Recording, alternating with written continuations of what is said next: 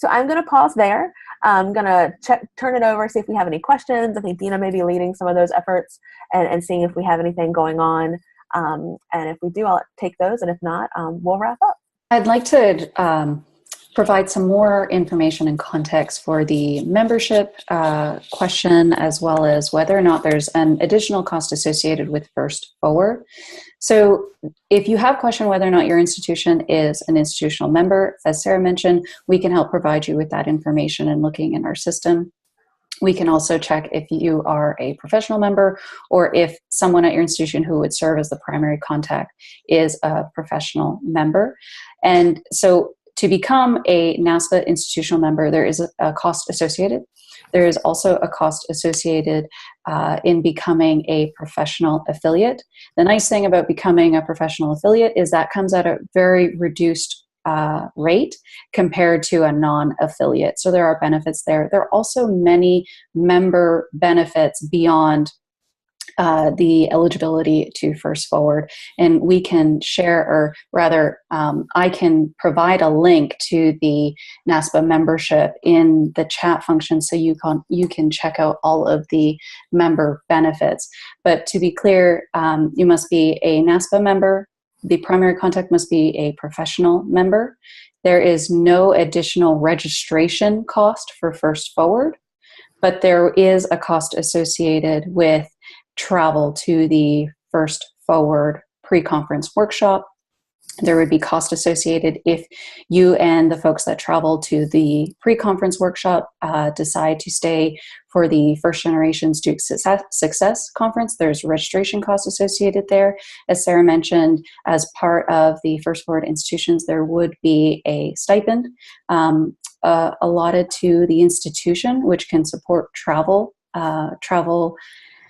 costs. The stipend is not to go toward registration rates. One other thing that we've been able to afford for First Forward institutions is that no matter when you register for the First Generation Student Success Conference, if you attend, you will be able to register at the early bird discount rate, which is a pretty significant cost savings. So just wanted to help address that.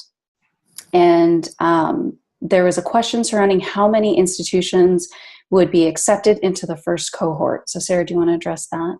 In terms of the cohort size, we are still making some determinations on that based upon our ability to provide travel funding and some of that stipend work, space for the conferences in June. Right now, we're thinking that we will not take probably any more than 40 or so institutions for our first year. That might seem like a small number to some, it might seem like a huge number to others. We're going to take a look at that. If we're able to do some finagling and make some space and work and see how things shake out, we will try to take more than that in our first year. We also see this as an opportunity for growth for campuses. We know that there are campuses across the country that are doing outstanding work around First Gen, and there's some that are maybe digging in and are really early in this process. And so what we may end up doing with some applications is saying, yeah, let us give you some feedback on your application, and then we're gonna think about your application again for next year and bring you into our second cohort. So we don't see this as an opportunity to say, oh, well, you're not up to par yet. We will offer feedback. We will offer ideas and thoughts on your work, and say, maybe next year this would be a better fit once you've had some opportunities to take some next steps over time. But I think right now we'll probably be able to accommodate around 40 institutions, but certainly if we can grow that anymore, we'll gladly do that. So.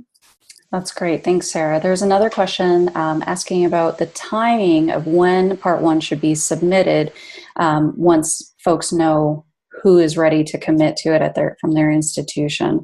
So kind of what timeline should people be thinking about in reference to submitting Part 1, knowing that there is a process to receive Part 2? Sure.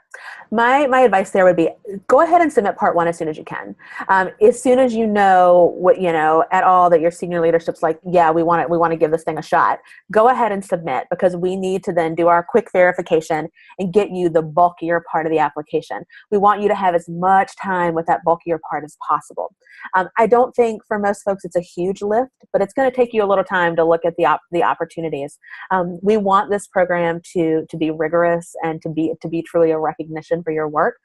So it's not going to be just a couple of check boxes. There's some things you need to think about. So I would say the sooner the better. If you find yourself in a situation where you are desperately wanting to do this, but having trouble getting on the senior leader's calendar that you need to get on, and it's going to take a little while, reach out, let us know. What I don't want to happen is for you to wait until March 13th to submit that and then be scrambling on the 15th to get it complete.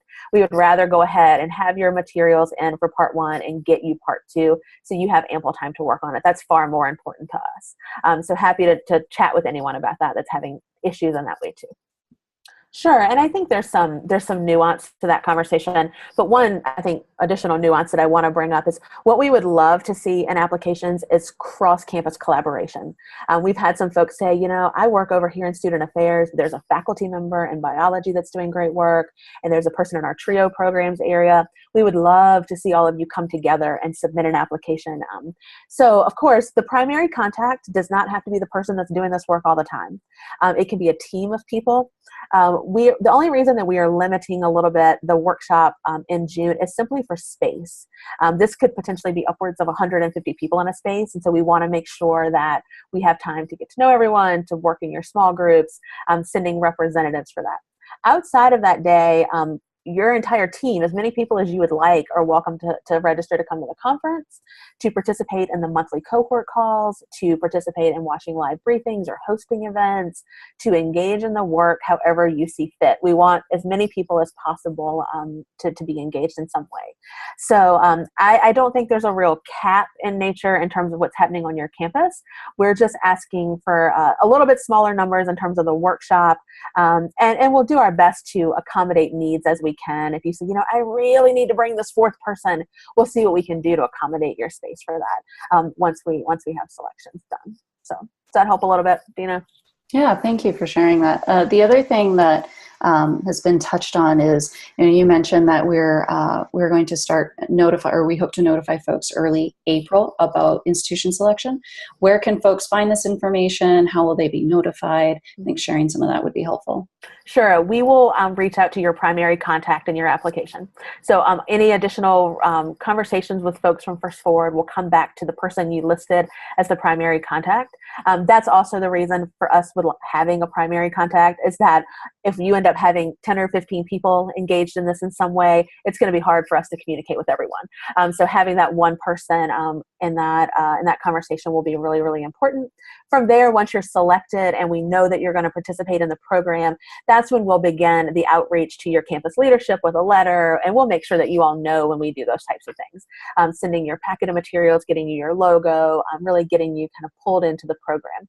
We see the June workshop as our real kickoff for the year, so we'll have more information there for you as well when you join us in June. Thank you. And on that note, for when folks come in June, should they bring anything? Should they have any material prepared? What are some suggestions to them for that? Yeah, sure. I think bringing any information you possibly can about what's happening on your campus. And that might take a little bit of work. What we often hear is campuses saying, our first gen efforts are somewhat disjointed. We have a living learning community in our math department. We have a TRIO program over here. We've got some admissions efforts. If you can, get the folks together in a room and have a meeting. Come with any materials you have. If you have a strategic plan, if you have an Office of First Gen or an Office of Student Success that's doing some efforts, any data that you have is awesome around numbers of First Gen, how your definition's being used. Anything that you can bring with you that will help support your efforts is really, really helpful. I think this is going to be an exciting opportunity for you to come and learn. We have an exciting keynote speaker for the conference that will be announced soon, who is going to spend some time with us and do some workshops. So I think just also coming in with like your total creativity too, thinking about who you can collaborate with on campus, who you can bring in, what are other campuses that are like yours that you can learn from, but then others that are completely different from you that you can also learn from.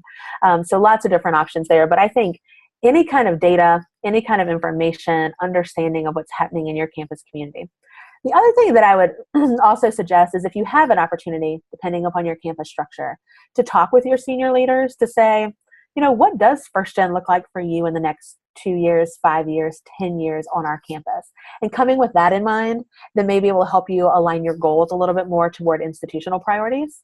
I think those are important things to think about as well. Thanks for sharing that. That seems to wrap up the questions. We'll certainly stay on just for a little bit longer since we have some more information to share. But if you have questions, feel free to put those in the chat and we will be sure to discuss them. And if we don't get to the questions, feel free to email us at first-gencenter@naspa.org, and I'll put that in the chat for folks as well. Alrighty, so I think we have one more slide here. There we go. So as Dina just mentioned, please feel free to email us at firstgencenter@naspa.org. If you don't already, we are super active on social media. So you can follow us at First Gen Center on Facebook, on LinkedIn, and Twitter. Feel free, and we'll be posting things about First Forward there. We'll also post updates when we announce our first cohort as we move forward. As I mentioned earlier, if you're having any issues with the part 1 of the application, please try using Firefox as your web browser. That does seem to make a big difference. But if you're having issues, please feel free to shoot us a quick email and we'll respond to you. And then again, right now, the First Forward application deadline is Friday, March 15th. And please remember, that means the deadline for the full application cycle, not just part 1, but part 1 and part 2 needs to be completed by Friday, March 15th at 11:59 p.m. Eastern. But again, keep reaching out to us, letting us know how we can support your efforts. And then, as I mentioned earlier, Dina and I will be at the NASPA Annual Conference on Monday and Tuesday. We have exhibit space in the exhibit hall. We are usually right when you walk in. So please feel free to stop by and chat with us about your First Forward application or questions you might have. In addition, if you're joining us in Los Angeles on Monday evening from 7 to 8:30, the center will be hosting a reception. Please come and join us. If you're into First Gen enough to come and listen to this, then we would love to talk to you at the reception. So feel free to stop by, ask questions, commiserate with other folks, and tell us a little bit more about the work that you're doing. So we hope that those of you who are out in LA with us will join us very soon. Dina, anything else from you? We had another question come in. Cool. And they just wanted a little bit of clarification on the pre-conference workshop timing. When is it going to start? How long will it last? Some logistic information, because you mentioned possible travel in on the morning of. Sure. We are still navigating with our hotel space in Orlando about what that time is going to look like. Right now, we're looking at sort of a 10 a.m.-ish start and a little bit of flexibility there as well. We're looking at this potentially being sort of like a 10 to 4 kind of day, so it's going to be the bulk of a day. And then we are going to encourage those of you who are remaining on that evening to get together with your cohorts, maybe have dinner, have some opportunities to network with the other cohort members who are in the larger cohort, but then also within your geographically based cohorts as well.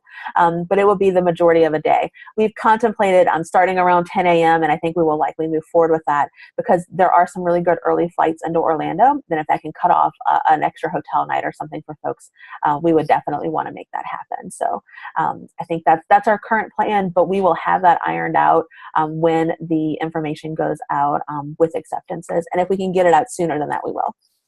That's great. The other question was just a refresh on when the center reception is for the NASPA annual conference. Sure, it is, and you can search us in the My NASPA app for the conference. It is on Monday evening. That is March 11th, I believe, from 7 to 8:30 p.m. It's over in the JW Marriott hotel. I can never seem to remember the exact location for it, but they may be able to pull it up pretty quick.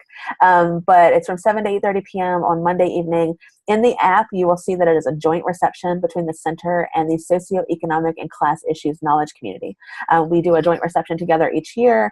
Great opportunities to talk about intersectional work. We have great food, so feel free to stop by, and I'm sure there'll be some good swag there too. So you'll be able to join us over in the JW Marriott that evening as well. Just to give an exact location, it is the JW Marriott LA Live Plaza 2. The center also has a number of sessions throughout annual conference, so we hope you'll come and engage. If you're planning to apply for First Forward and you see us at the annual conference, come and say hello. Come and introduce yourself. Let us know who you are. We love getting to know people who are doing this good work around the country. So please don't ever hesitate to do that. That seems to wrap it up. Cool. Well, thank you all so much for joining us this afternoon. We are really excited about First Forward. We are even more excited to see your applications to the program.